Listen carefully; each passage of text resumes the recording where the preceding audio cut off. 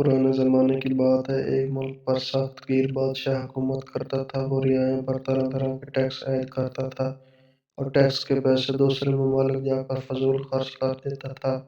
बादशाह की देखा देखी वहाँ के ताजरों ने भी अवाम पर जुल्म करना शुरू कर दिया। 1 रुपए की चीज़ 5 रुपए की बेचकर मुनाफा कमाने लगे। बादशाह को इससे कोई गर्ज नहीं थी कि मुल्क में क्या हो रहा है। अवाम के साल में बादशाह जब रियाया पर टैक्स लगा लगा कर थक गया तो अवाम ने टैक्स के खिलाफ एहतजाज शुरू कर दिया।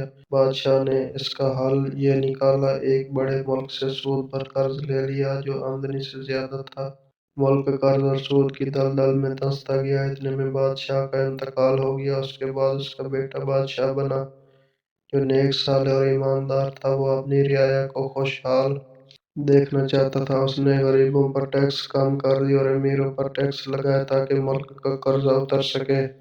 लेकिन ताजिरों ने टैक्स देने की बजाय चीजें महंगी कर दी और तरह तरह के जतन करने लगे कि किसी तरह बादशाह की हुकूमत ठीक न चले। जब बादशाह को खबर हुई कि ताजिर चीजों की कीमत ज्यादा वसूल कर रहे हैं तो बादशाह के जहन में एक तरकीब आई। उसने अपने वजीर को कुम्हार के रूप में बाजार भेजा। जाओ बाजार में एक मटका खरीद लाओ और पूरी मार्केट से कीमत की जांच करना ताकि पता चले कि कौन कौन ताजिर आवाम को लूट रहा है। वजीर एक दुकान पर गया और मटके की कीमत मालूम की। दुकानदार ने 4 रुपए बताई।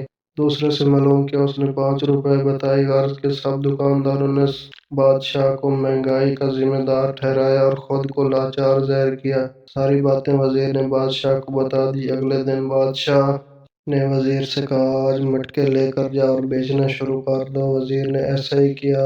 बाजार के सभी दुकानदारों ने इसकी कीमत 50 पैसे से ज्यादा न लगाई। वजीर ने कहा, कल तो आप मटका 5 रुपए का दे रहे थे और आज 50 पैसे का खरीद रहे हो। वजीर ने सब बादशाह को बता दिया। बादशाह ने इनका ताजरों को सख्त सजा दी। चंद ताजरों को सजा तो बाकी सब रास्त पर आ गए।